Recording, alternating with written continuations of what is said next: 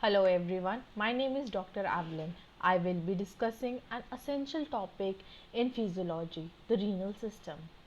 In this lecture, we will dive deep into the physiology of renal system. We would be covering renal anatomy, functions of kidney, and diagrammatic representation of nephron, understanding the mechanism of GFR, tubular reabsorption and secretion, counter current mechanism and RAS, urine formation, maturation and clinical relevance. As you all know, kidney is located between T12 and L3 vertebrae. It is retroperitoneal organ as it is situated outside the peritoneum membrane. Its dimensions are 10 centimeter by 5 centimeter by 2.5 centimeter. We can learn easily by remembering 10 half would be 5 and 5 half would be 2.5. Coming to its weight, it weighs around 140 to 150 grams. As we all have seen that, and we can even appreciate in this diagram that right side of the kidney is quite lower as compared to the left side, because on the right side we have liver present. Coming to its occupancy, it contains it filters 140 liters of blood every day. Looking at its structure here, uh, look at its structure. You have outer cortex, this is the outer cortex, and the inner medulla. So the inner medulla is containing pyramid like structures which has papilla, roughly about 10 to 15 minor calyxes, and these minor calyxes, when they combine, they form two major calyxes. So as we all know that nephron is the functional unit of the kidney. So its components are renal corpuscles and renal tubules. Now if we talk about how about the quantity of nephron present in each kidney, that would be roughly about 1 million. So the both the kidney would be containing 2 millions. Now here we will be discussing about its function. So functions of nephron would be filtration, reabsorption, secretion, solution of concentration, and hormonal regulation, acid base balance, and electrolyte balance also. We would be discussing in depth about filtration. We would be discussing and explaining each one of the function, but first we will go with filtration. This happens in renal corpuscle. Renal corpuscle has major two things, that is glomerulus and one is Bowman's capsule and glomerulus capsule. Left, as if we talk about its blood supply, then left descending aorta moving alongside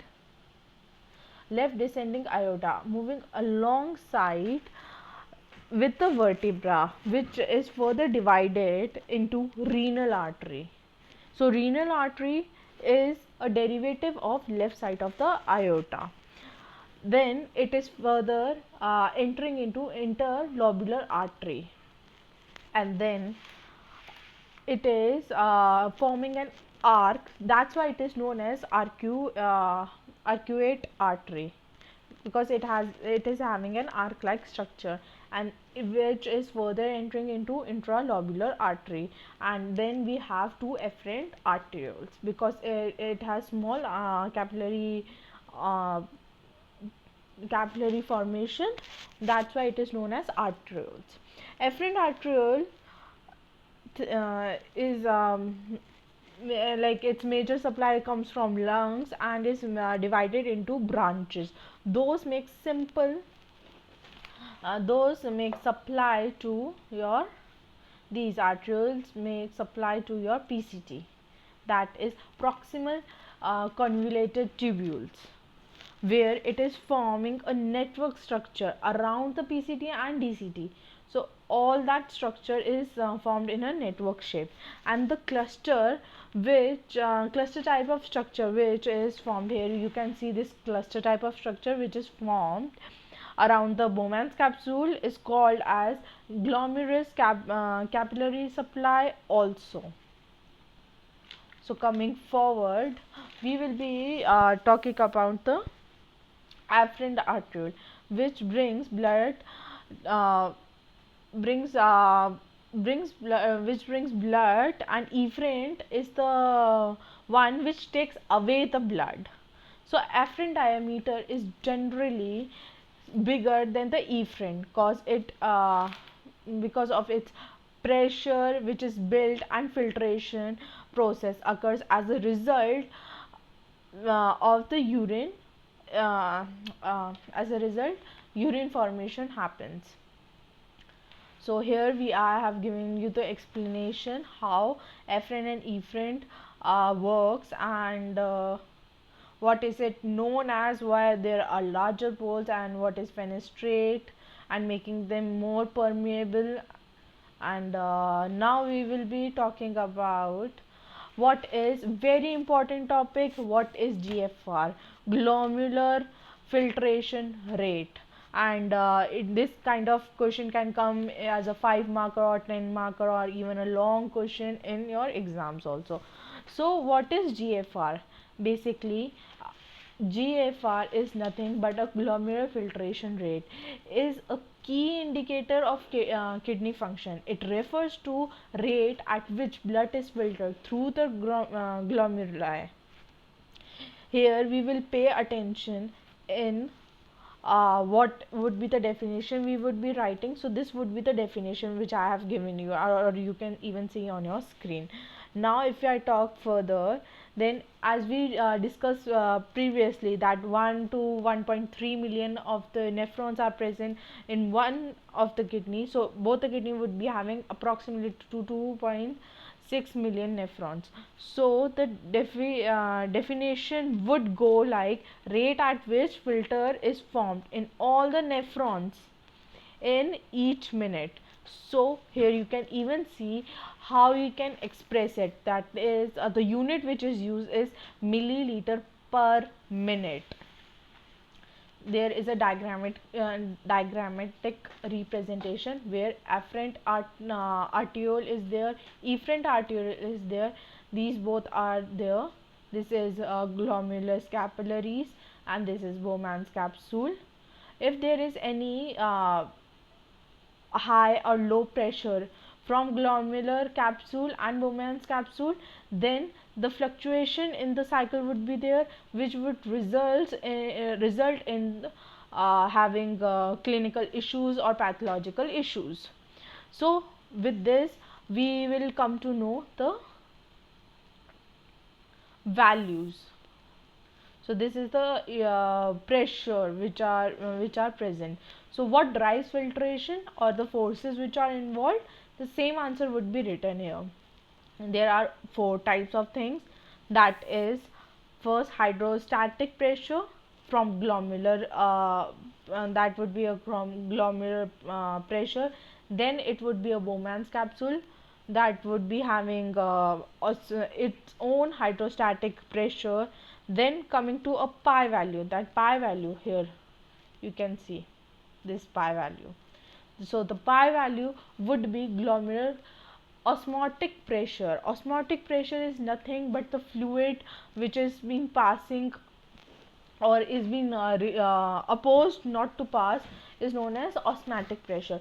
So glomerular would be having their own osmotic pressure. Same goes with Bowman's capsule would be having.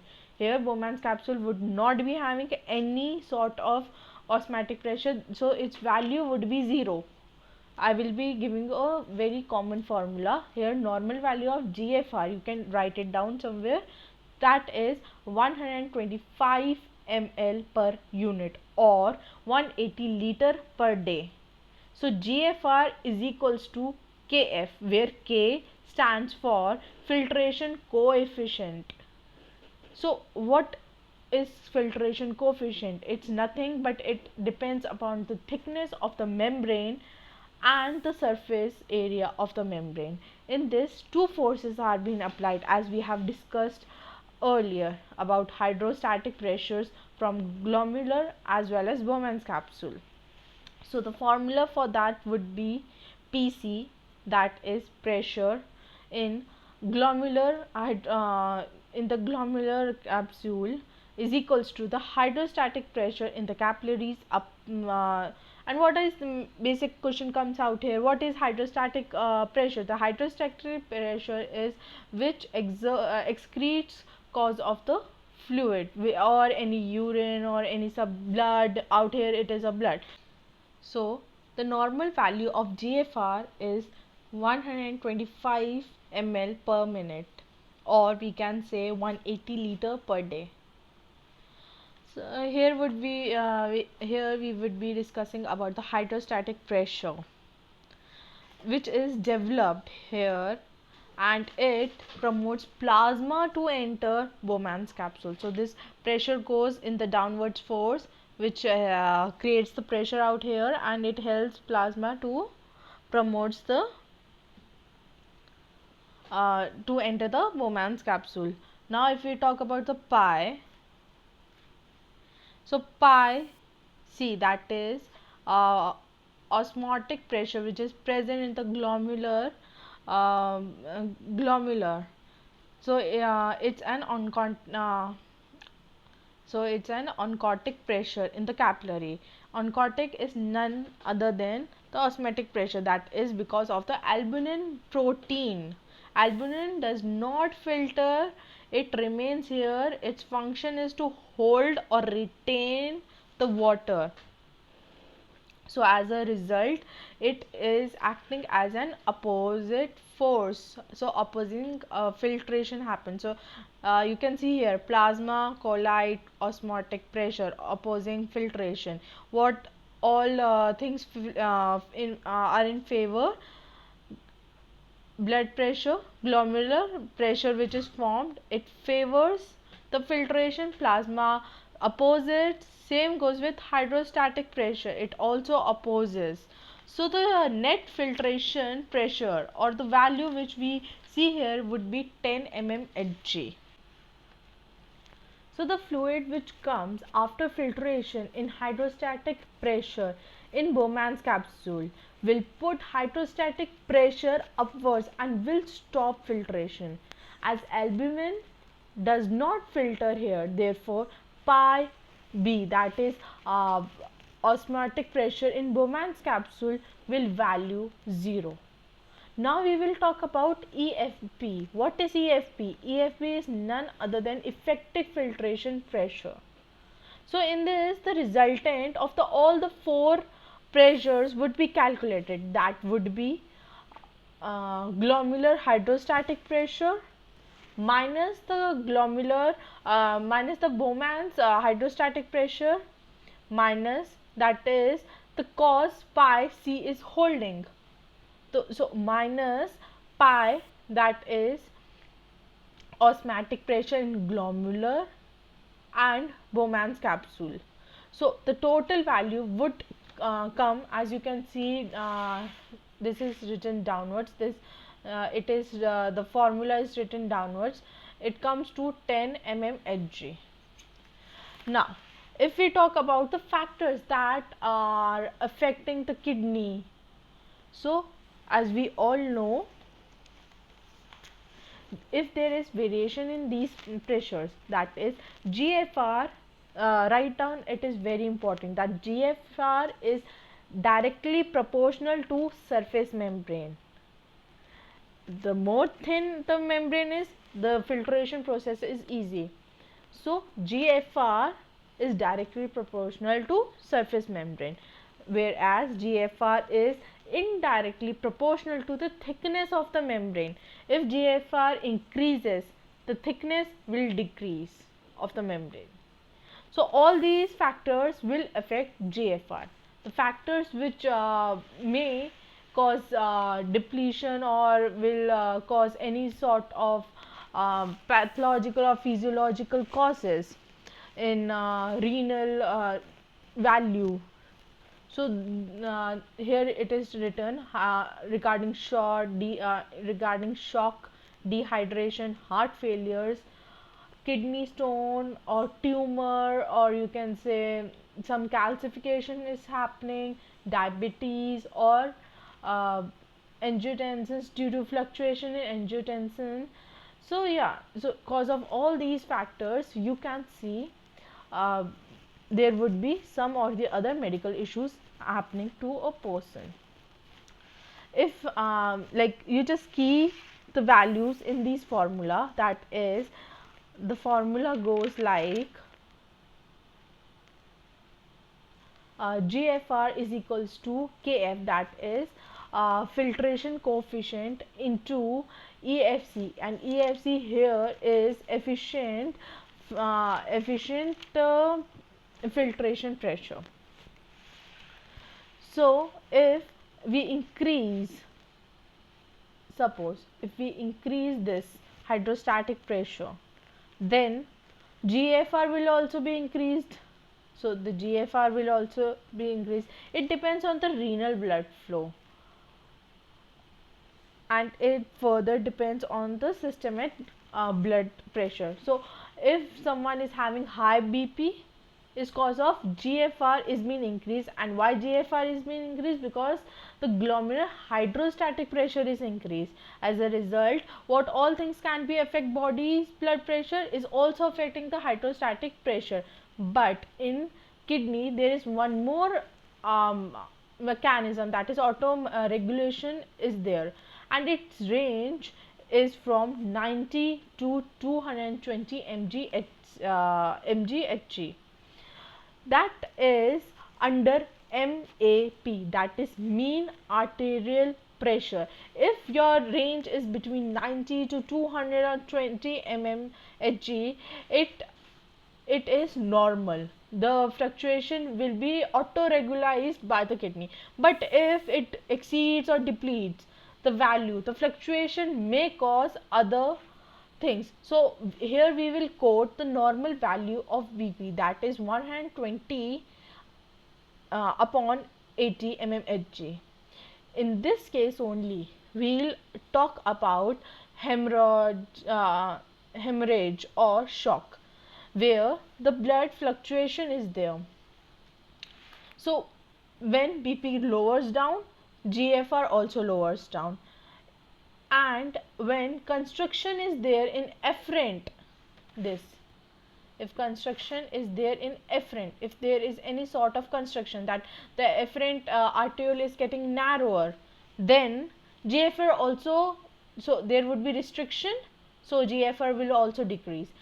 And if there is constriction in efferent, the normal constriction is there in efferent, then GFR will increase. But always remember one thing, that is, if there is a severe constriction in efferent arteriole, then GFR will decrease. Because just look like an example of a pipe.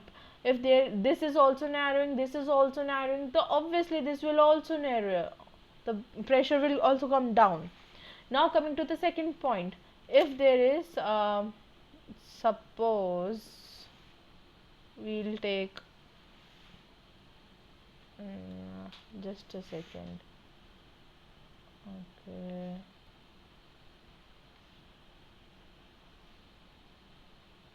yeah. So in this diagram, if we suppose there is stone, renal stone out here, the urethral obstruction is there.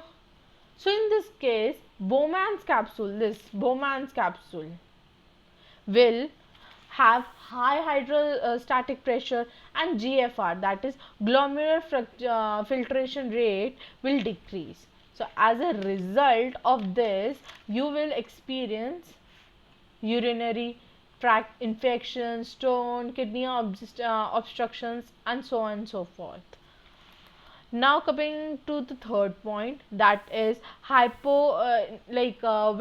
albumin is increased, protein is decreased, or there is a malnourishment in case of protein, or the value of osmotic glomerular pressure is low, then what happens? This is a direct case of hypoproteinemia, where you face malnutrition, protein deficiency.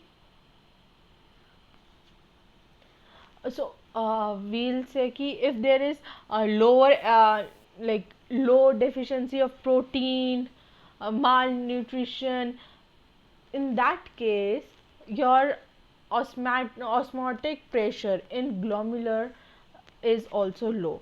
In this case GFR will raise, so you will have a condition of hyperproteinemia.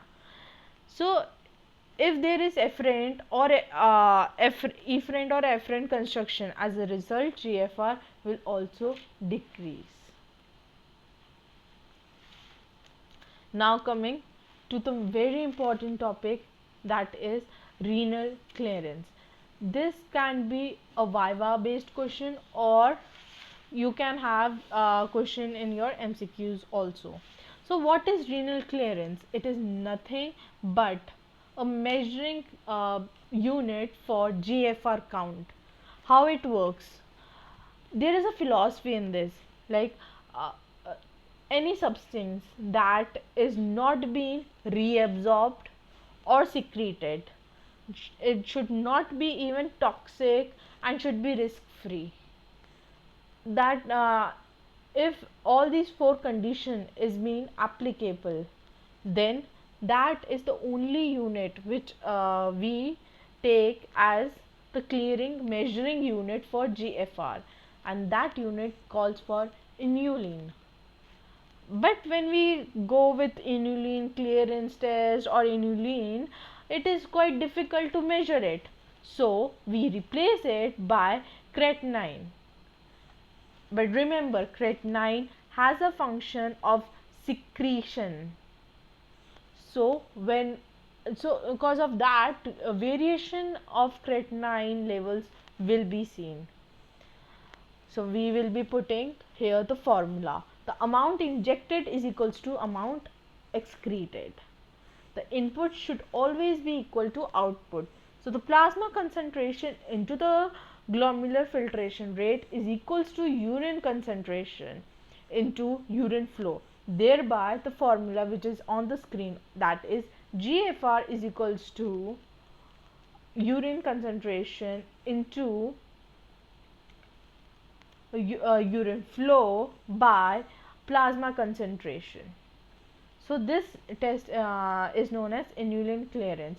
Whenever someone will ask what is the unit, you can say inulin. How it is with what it is being measured, that will also be inulin. Now coming to another very important topic, that is tubular reabsorption. What is tubular reabsorption? Whenever this type of topic comes, here you have to introduce glomerular filtration also and the pressure affecting it, as we have already discussed in previous topics.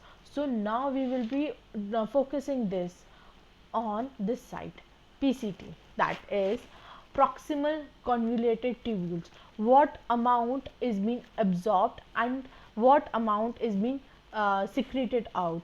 So we would be discussing about the percentage, what is the amount which is being remaining, how much percentage is being secreted out. So we'll go with the definition first. Tubular reabsorption is a crucial process in the kidney that helps the body to retain essential substances. So the essential substances should be retained in the bloodstream as of electrolytes, that is ions, glucose, water. All these are essential, and here we will also be discussing about the pumps, that could be a sodium chloride pump, potassium pump, which are working. So now we would be going to the diagram, and this whole tubular reabsorption mechanism take place in PCT only. So yeah, here you can appreciate the diagram. You can see the percentages are also written, and the amount and the names of the elements are also written. So if we talk about what all are being secreted in this area of PCT is creatinine, hydrogen ions and uric acid. So PCT secretes creatinine, hydrogen ions and uric acid. And what are reabsorbed? That is glucose 100%, amino acid 100%. Rest their amount varies, that is urea, sodium, phosphate, calcium, magnesium, all these amounts vary along with the water. Now if we talk about in the loop of Henle, first half, this is the loop of Henle. So if we talk about the first half, that is the descending loop of Henle, there is nothing being absorbed, only water is being absorbed, no element, no other element is present here, only water is being present. So always remember, only water is being present in the descending loop of Henle. But when we talk about ascending loop of Henle, so we can say potassium is being secreted out, and sodium and chloride is being reabsorbed. So we can observe a pump, that is potassium chloride importer pump. A sodium potassium pump is also present. So coming forward to the distal part, that is distal convoluted tubule. Here hydrogen ion and potassium are being secreted, sodium, calcium, magnesium, urea and water are being reabsorbed. Here percentages which is mentioned, you can even see like 5%, 8%, again 5%. So yeah, now we come to collecting duct. So in collecting duct, whenever bicarbonates, we talk about bicarbonate, at the end of the day bicarbonates are being remaining. So sodium chloride is being here, extra sodium is being excreted out, and urine and urea has a variable like X variable. So whenever bicarbonate ions come, it regulates buffer. As a result, acid base regulation occurs. So bicarbonate reabsorbs into blood, and in exchange of chloride, as a result chloride pump activates. So in this, chloride pump activates. So here you can see what already talked about PCT, the number of like elements which are being absorbed here, what all percentages are being absorbed, that is look, here we have already discussed 100% glucose is being there, amino acid is being 100% absorbed here. So yeah, we have already talked about all these things. Same goes with loop of Henle, DCT and collecting duct. So we'll go and the last product, that is acid base regulation. It is also important as it plays an important role here. Why? Because the secreting hydrogen ion are being secreting out, and look here, secreting hydrogen ion are being secreting, and then this would be excreting. So you will see urea, sodium. So bicarbonate would be reabsorbing. So as a mixture of this, we will be concluding it as chloride pump would be activated here. Now coming to a very important thing. Okay, one more thing which we have forgot to discuss here is ADH role that influences the water. ADH, this is a hormone that is being present in post pituitary hormone. ADH, it is post pituitary hormone. It works as an antidiuretic, as secretion increases. So its secretion increases, the water also increase, the capacity of reabsorption of water also increase, the urine is being less concentrate.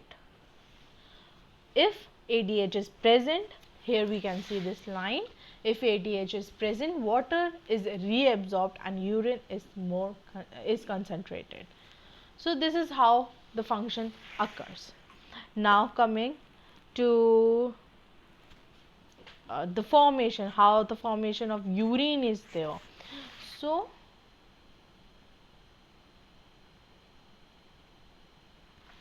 here we can see that sodium reabsorption is there.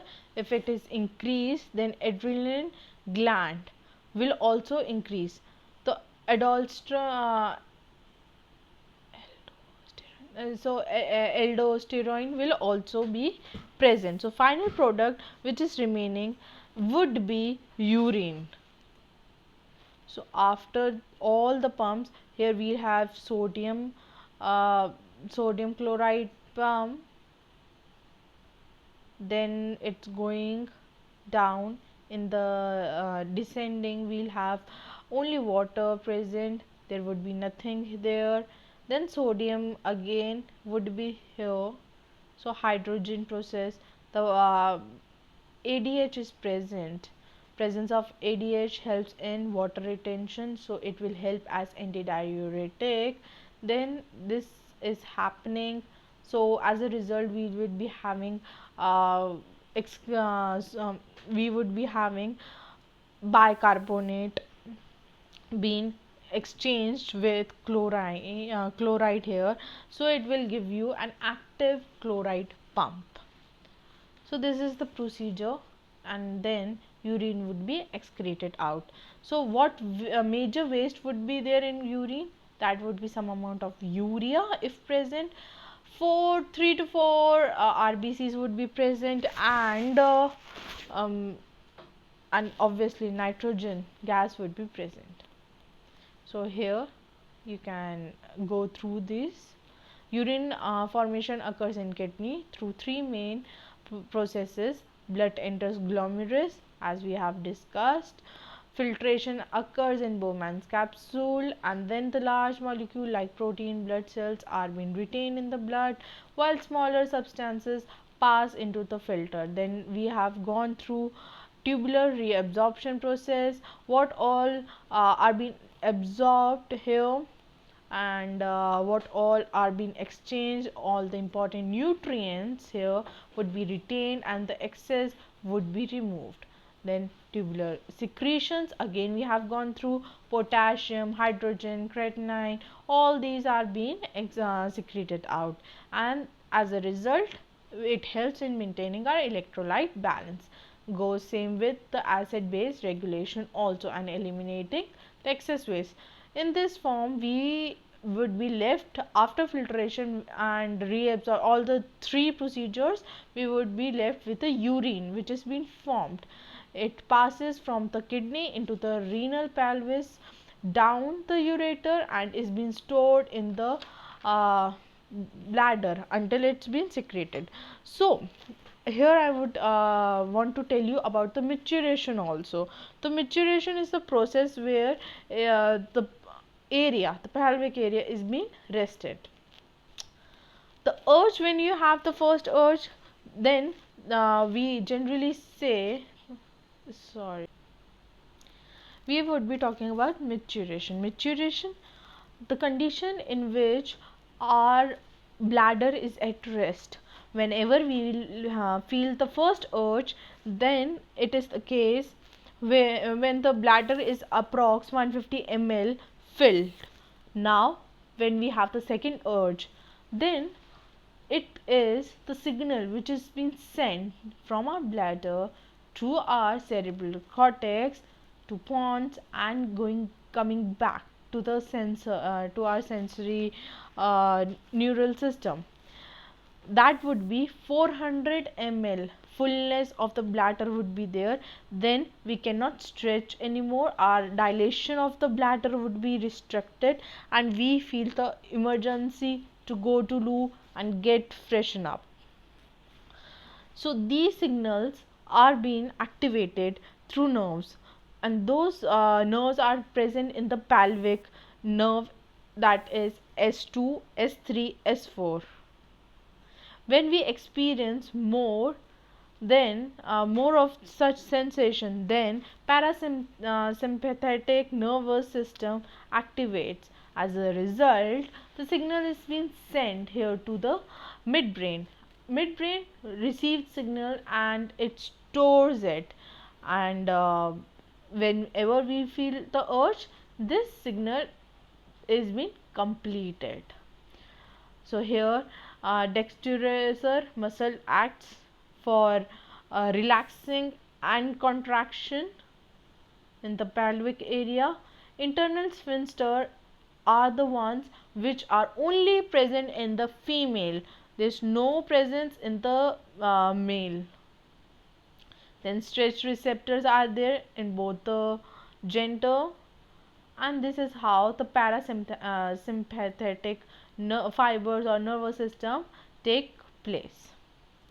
Now the major thing which helps us in measuring is cystometrogram.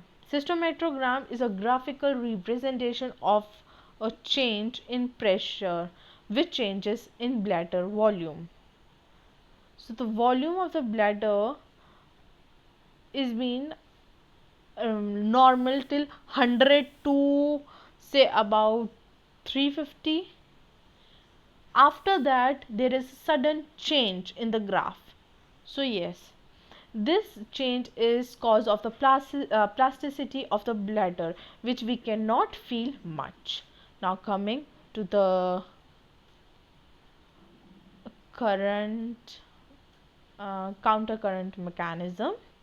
So here the counter current mechanism, which refers to the counter flow of the fluid into two adjacent components of the nephron. One is the descending limb and one is the ascending limb of the loop of Henle. Here we will talk about the juxtamedullary nephron, which works here as because it has a long loop of Henle. As long the loop of Henle is there, the more we would be concentrating about the place which it would be working in. So counter current system is basically having juxtamedulla nephron, because it has both the nephron, but the juxtamedulla one has the largest like long Henle of loop as compared to vasa recta. Vasa recta are the capillaries that run parallel to the loop of Henle and helps in maintaining the osmotic gradient. So the counter current mechanism, we would be having two. One, the counter current multiplier, which is present in loop of Henle, and the other is counter current exchange in the vasa recta, which helps in maintaining the gradient. The mechanism allows kidney to concentrate urine and conserve water, which is essential for fluid balance in the body. Same, if you remember the role of ADH, it helps in reabsorption of water in the collecting duct, and further it helps in making it concentrate and helping releasing out. So here you can appreciate if 300 is the unit which would be going in. So here the degrees are being increased because of some secretion inside out, and the pumps are being activated, that is sodium chloride or potassium pumps. So the energy active transport is being also seen in the ascending loop, and further we can see the concentrations are being more concentrated. So here the all the steps are being written. The descending limb is permeable to water but impermeable to solutes. As the filter moves down the descending limb, water is reabsorbed into the surrounding interstitial fluid which has a higher osmolarity. This leads to an increase in the concentration of the filtrate as it moves deeper into the medulla. Going to ascending limb of the loop of Henle. The ascending limb is impermeable to water but actively pumps out sodium chloride potassium ions into the interstitial fluids. This process is active transport which requires energy, and energy comes in the form of ATP, and ions are pumped out. The filter becomes diluted while surrounding interstitial fluid becomes more concentrate. The concentrating gradient between the ascending limb and the surrounding interstitial fluid is vital for maintaining the ability to reabsorb water later in the nephrons. So with this we have the three clinical relevance which we talk about, that is dehydration, kidney disease and diabetes insipidus. So what happens in dehydration? Basically the ADH level rises and enhancing the countercurrent mechanism. Countercurrent mechanism allowing kidney to conserve water and produce concentrated urine. The more the concentration, more the dehydration. So we can even appreciate the change of color in urine from transparent to more on a yellowish part, that would be more concentrated. Kidney disease, some may be related to excessive urination or inability to excrete or have a dilute urine. So other causes are these, and then third is diabetes, where there is an insufficient ADH which impairs the countercurrent mechanism, leading the production of large volumes of dilute urine. Coming to the most important and most asked and most frequent mechanism, that is RAS. RAS, none other than renin angiotensin aldosterone system.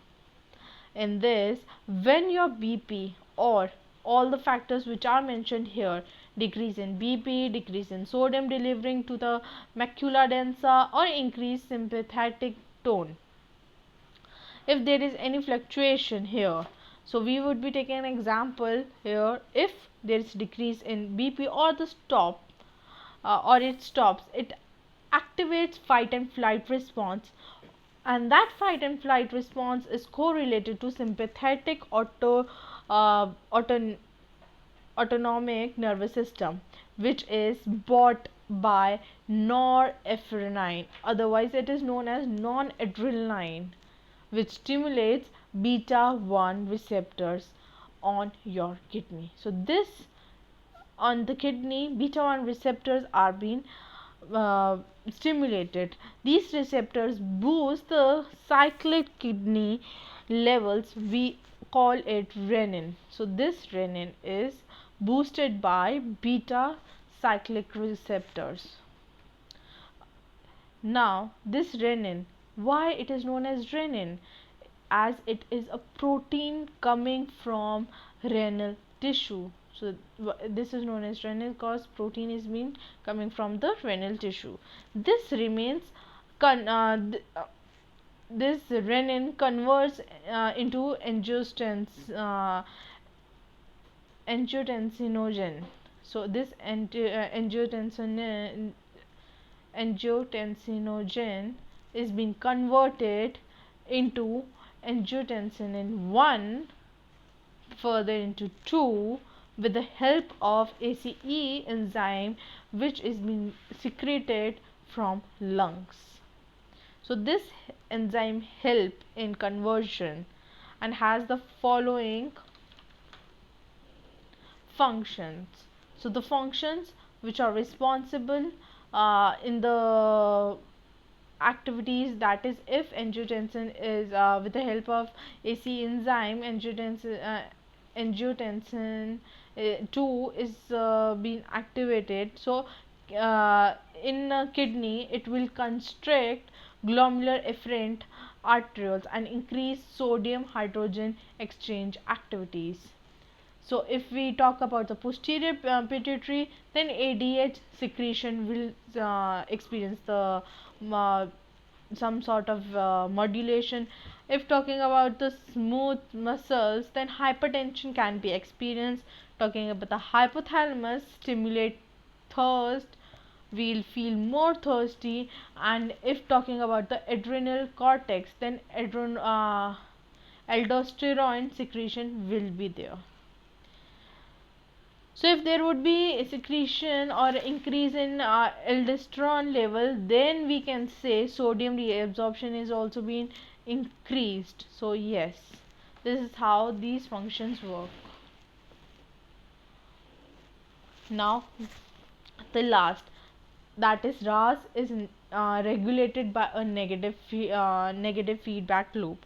As blood pressure or sodium level normalizes, the stimulus for renin releases decrease, thus turning off the RAS system. The high blood pressure and fluid volume generated by the system will inhibit further renin release, which helps prevent overactivation of the RAS. So this is how these three are the key points which you have to learn, that is increase in BP first, second is water sodium retention, and third goes for potassium excretion. So you can even remember it in a crux form. Whenever a person face hyperkalemia, whenever a person face hyperkalemia, heart failure, chronic kidney disease or hypertension, doctors always uh, pay more attention on the BP, sodium water retention level, whether the sodium level is being decreased or not. So all these tests are being asked to be done by the patient who is facing this sort of condition. So the crux which we'll the keynote which we'll be taking regarding the RAS mechanism, as it is a vital hormonal system that regulates BP, fluid balance, electrolyte hemostasis. It works by regulating sodium and water retention and influencing vascular tone. Abnormalities in this system can lead to various cardiovascular and kidney diseases, which is why medications targeting RAS are commonly used in clinical practice to treat conditions like, as we have discussed above, hypertension, heart failures, kidney related issues. So with this we come to the end of our presentation. Thank you. If you have any queries, you can ping me up on my email. Bye.